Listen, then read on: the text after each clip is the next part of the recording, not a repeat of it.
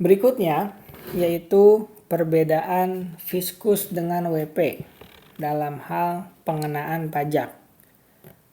Untuk pajak atau bagi Fiskus menginginkan pajak yang setinggi-tingginya dikarenakan pajak merupakan sumber pendapatan negara yang paling besar sebagaimana dijelaskan di awal. Kemudian bagi wajib pajak ingin pajaknya itu serendah mungkin karena tujuannya ingin memaksimalkan laba sebagaimana yang dijelaskan di video sebelumnya. Ini menjadi bentrok. Yang satu ingin pajaknya tinggi, yang satu lagi ingin pajaknya rendah. Namun dalam kondisi ini Fiskuslah yang menang karena dia memiliki dasar hukum. Dia punya kekuasaan, legalitas ada di dia, sehingga dengan undang-undang bisa memaksa wajib pajak yang ingin pajaknya rendah untuk membayar pajak tinggi. Ini berdampak kepada sikap yang bisa dipilih oleh wajib pajak. Ada dua kemungkinannya. Yang pertama adalah tax evasion atau penggelapan pajak. Di sini saya arahkan ke sebelah kiri karena tax evasion merupakan kejahatan karena dia adalah penggelapan pajak. Penghindarannya dilakukan dengan melanggar peraturan perpajakan yang berlaku, sehingga ketika diketahui oleh Fiskus, dia akan dikenakan sanksi, baik itu sifatnya denda administratif atau bahkan pidana. Niatnya tax evasion ini adalah agar tidak membayar atau minimal mengecilkan, tapi caranya salah dengan cara menyembunyikan data dan fakta secara sengaja. Ini tindakan ilegal.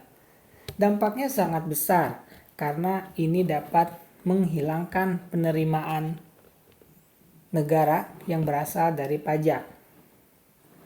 Namun, sisi baiknya dari tax evasion dapat meningkatkan kesejahteraan bagi perusahaan karena pajaknya kecil sehingga labanya menjadi tinggi.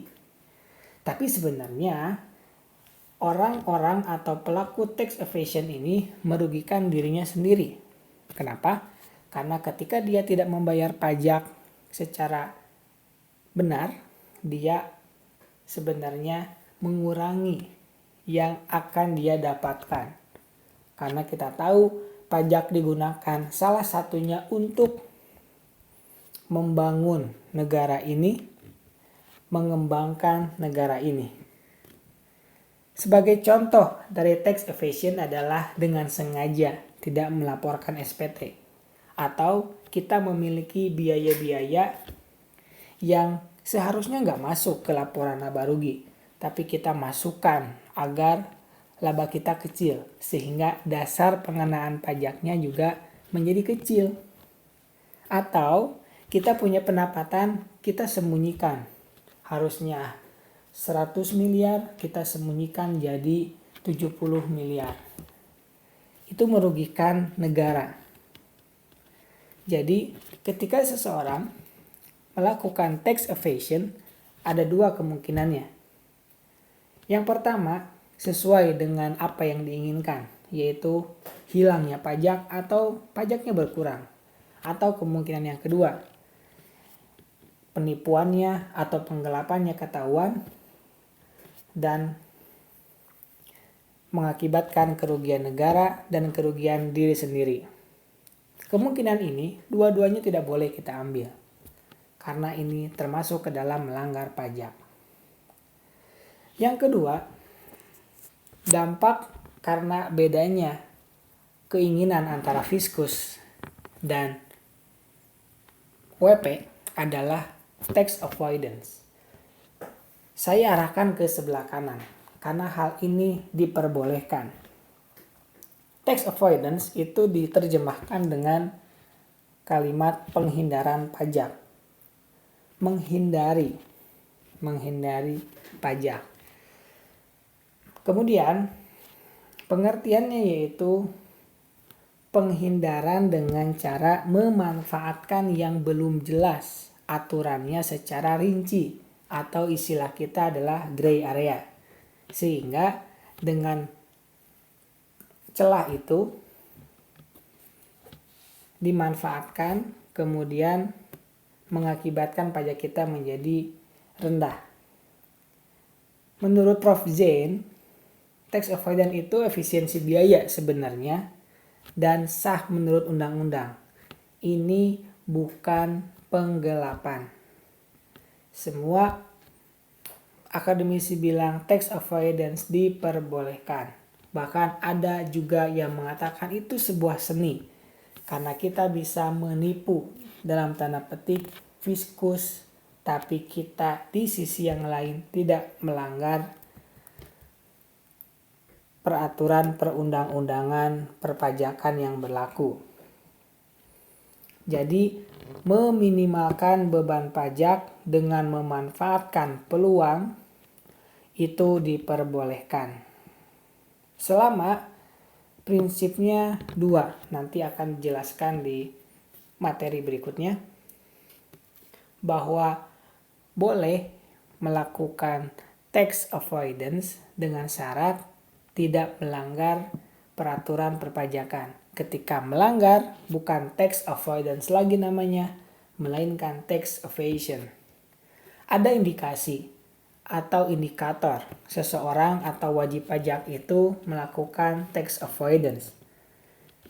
Misalkan indikator yang pertama yaitu wajib pajak berusaha untuk membayar pajak lebih sedikit dari yang seharusnya. Ini yang paling membedakan antara evasion sama avoidance, yaitu dengannya, caranya. Tujuannya sama, ingin membayar pajak lebih sedikit.